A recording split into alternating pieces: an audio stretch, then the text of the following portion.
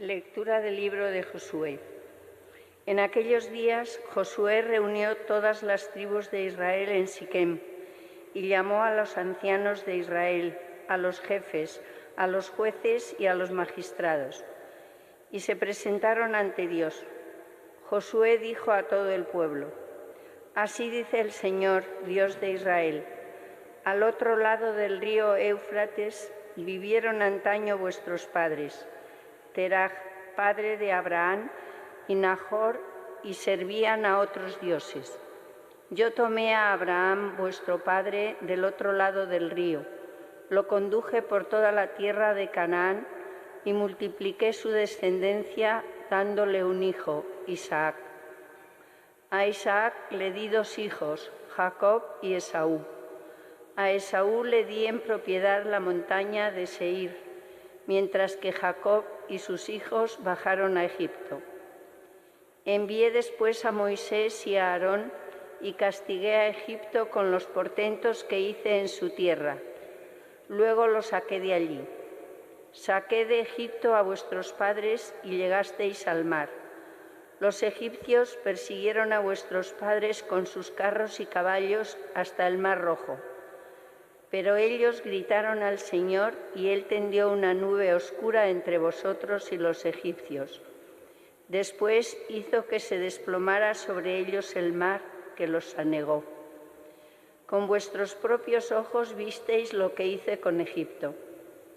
Después vivisteis en el desierto muchos años. Os llevé luego a la tierra de los amorreos que vivían al otro lado del Jordán. Ellos os atacaron, pero yo os los di. Así tomasteis posesión de sus tierras, y yo los exterminé a vuestra llegada. Entonces se alzó Balac, hijo de Zippor, rey de Moab, para atacar a Israel, y mandó llamar a Balaán, hijo de Beor, para que os maldijera. Pero yo no quise escuchar a Balaán, que no tuvo más remedio que bendeciros, y así os libré de sus manos. Pasasteis después el Jordán y llegasteis a Jericó. Los jefes de Jericó os atacaron, pero yo os los di. Mandé delante de vosotros avispas que expulsaron al llegar vosotros a los reyes amorreos. No fue con tu espada ni con tu arco. Y os di una tierra por la que no habíais sudado, ciudades que no habíais construido y en las que ahora vivís, viñedos y olivares que no habíais plantado y de cuyos frutos ahora coméis. Palabra de Dios. Te alabamos, Señor.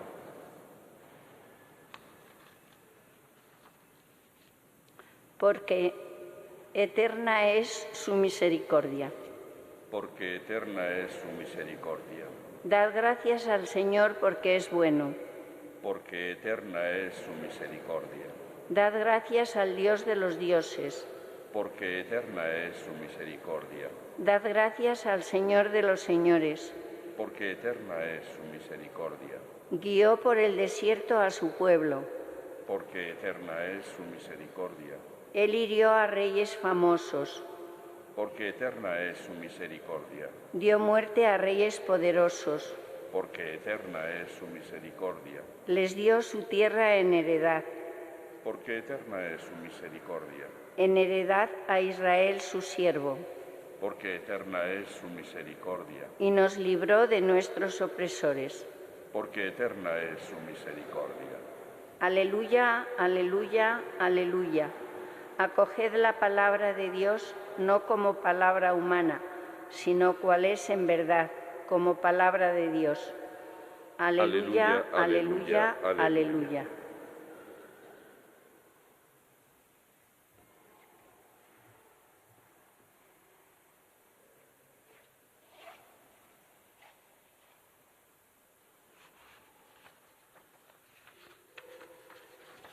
El Señor esté con vosotros. Lectura del Santo Evangelio según San Mateo.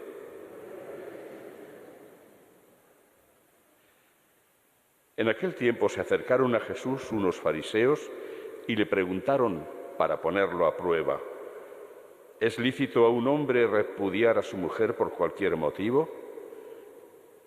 Él les respondió: ¿no habéis leído lo que el Creador en el principio los creó hombre y mujer y dijo: por eso dejará el hombre a su padre y a su madre y se unirá a su mujer y serán los dos una sola carne? De modo que ya no son dos, sino una sola carne. Pues lo que Dios ha unido, que no lo separe el hombre.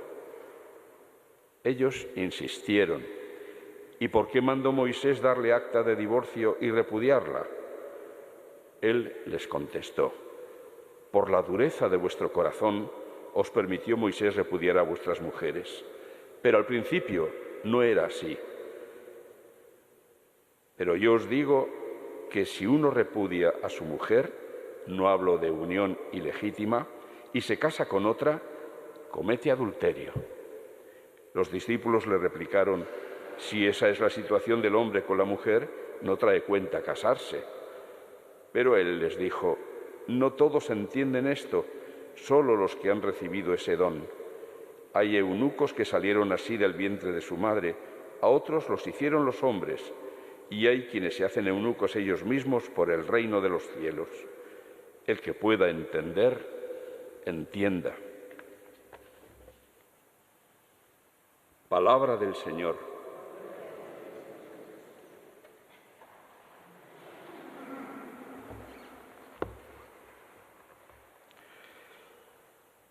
El que pueda entender, entienda. O el que tenga oídos para oír, que oiga. Son fórmulas frecuentes en labios de Jesús cuando termina su enseñanza. Una enseñanza que proviene del que es Hijo de Dios, pero que sin embargo nos ofrece el bien y la verdad para que libremente la aceptemos. Una vez más se prueba el respeto enorme que Dios tiene por sus criaturas y por la libertad de la que les ha dotado.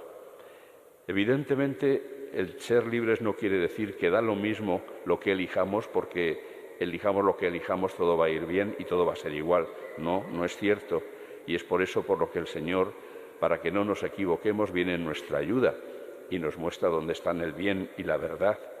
De tal manera que si libremente rechazamos lo que nos dice, las consecuencias las vamos a sufrir igual, porque lo queramos o no lo queramos, el mal tiene como consecuencia un daño grande, mientras que el bien tiene como consecuencias felicidad y alegría. Conviene, por lo tanto, recordar la primera parábola que escuchábamos al principio del verano, en una serie de varias parábolas que en los domingos hemos escuchado, en la que Jesús nos ponía frente a nuestra actitud ante lo que Dios nos dice, ante su palabra. Con la parábola del sembrador, que salió a sembrar, la semilla es la palabra de Dios y los distintos terrenos, las distintas actitudes con que se recibe esa palabra. Unos ni siquiera la escuchan, otros la escuchan pero no hacen caso, otros la escuchan y quieren hacer caso pero no ponen los medios para ponerla por obra, y otros por fin sí, escuchan y se esfuerzan en ponerla por obra. Esto es lo que nos recordaba Jesús, y he aquí que hoy de nuevo esta palabra de Jesús se nos propone para que la escuchemos y la pongamos por obra. Hemos escuchado, siguiendo la historia de la salvación del pueblo de Israel, las palabras que Josué dirige al pueblo una vez que ya se van estableciendo en la tierra prometida, y les hace recordar las proezas del Señor, toda la línea de la acción salvadora de Dios desde que elige a Abraham en aquella tierra de Ur hasta que el momento presente, que es cuando acaban de conquistar Jericó. Dios ha estado siempre con ellos y se lo recuerda para que sean fieles. También nosotros necesitamos descubrir en nuestra historia, la historia de nuestra vida, esa acción salvadora de Dios para que seamos más fieles a Él, para que no pensemos que estamos libres de hacerle caso o no hacerle caso. Somos libres, evidentemente, para hacerlo, pero no usaríamos bien nuestra libertad si prescindiéramos del bien y la verdad que Él nos propone. Y uno de esas enseñanzas acerca del bien y la verdad es la que hemos escuchado hoy, una vez más, acerca del matrimonio. Y llega esta enseñanza de Jesús, aunque conocida, pero llega en unos momentos en los que es más necesario e importante que nunca escucharla. ¿Por qué? Pues porque a base de tergiversar de forma egoísta los fines del matrimonio y de la unión del hombre y la mujer, se ha terminado por olvidar el plan original de Dios, como lo habían olvidado también en tiempo de Moisés. Le plantean una pregunta a Jesús acerca de si es lícito o no dar el acta de divorcio, o sea, divorciarse, de la mujer. Jesús por 2 veces va a remitir a los que le preguntan al plan originario de Dios. Y así cita en las primeras páginas de la Sagrada Escritura, donde dice: en el principio el Creador los creó hombre y mujer, y dijo: por eso dejará el hombre a su padre y a su madre, se unirá a su mujer, y serán los dos una sola carne. Ya no son 2, dice Jesús, sino una sola carne. Por medio del mandato de Dios, aquello se ha convertido en una unidad. Y saca la consecuencia, lo que Dios ha unido, que no lo separe el hombre. O sea, no le es lícito al hombre, al ser humano, romper eso que se ha formalizado ante Dios. No le es lícito, por mucho que los que ya no creen en Él ni le hacen caso, pues realicen y emitan leyes que vayan en otra dirección. Pero para un creyente, para alguien que quiere seguir la voz de Dios, no es lícito esa separación, más que separación, esa ruptura. La separación a veces, por desgracia, es necesaria porque no hay entendimiento ni posibilidad de que lo haya, pero no es desde luego el ideal, ni se puede concebir como un derecho ni nada por el estilo. Y cuando siguen insistiendo, ¿y por qué Moisés sí que dejó divorciarse? Jesús vuelve a remitir al plan originario de Dios. Eso ocurrió por la dureza de vuestro corazón, pero no era eso lo que Dios quería. Al principio no era así. Más bien, quien se casa, rompe y se casa con otra, comete adulterio. Hay que, en primer lugar, caer en la cuenta de que son palabras de Jesús. No es la Iglesia retrógrada que no quiere adaptarse a los tiempos de hoy. Es Jesucristo el que viene a salvarnos. Y viene a salvar el matrimonio, entre otras cosas. Viene a salvarlo, en primer lugar, elevándolo a la categoría de sacramento, o sea, instrumento de la gracia de Dios para santificar. Y eso es lo que tenemos que aprender a oír y entender. El que pueda entender, que entienda. Esto es lo que está muy olvidado, porque los planteamientos egoístas llevan siempre a pensar ante todo y sobre todo en mí, lo que yo quiero, lo que a mí me apetece, lo que a mí me gusta, y no quiero lo que a mí me molesta. No se entiende el plan de Dios de santificación. Y el plan de Dios de santificación lleva consigo siempre aneja la cruz, que esto es algo que también en nuestro tiempo olvidamos porque nos repele todo lo que suponga renuncias, sacrificios o sufrimiento. Pero la cruz es el camino necesario de la santificación. La cruz es el camino ineludible por el que pasar para llegar a la glorificación, que eso sí que nos interesa y nos gusta. La salvación junto a Dios, felices para siempre. Eso sí lo queremos, pero nos olvidamos de que ese camino pasa necesariamente por la cruz. El que quiera seguirme, que se niegue a sí mismo, tome su cruz y se venga conmigo. Esto es lo que tenemos que aprender a descubrir también en la vivencia del sacramento del matrimonio. Y por lo tanto, para poder llegar a ese no ser dos, sino una sola carne, no es desde luego por el camino de la carnalidad, de la sexualidad, por donde se va a conseguir esa unidad. No. Por donde se va a conseguir va a ser por algo que requiere tanto negarse a uno mismo como supone la unión de voluntades.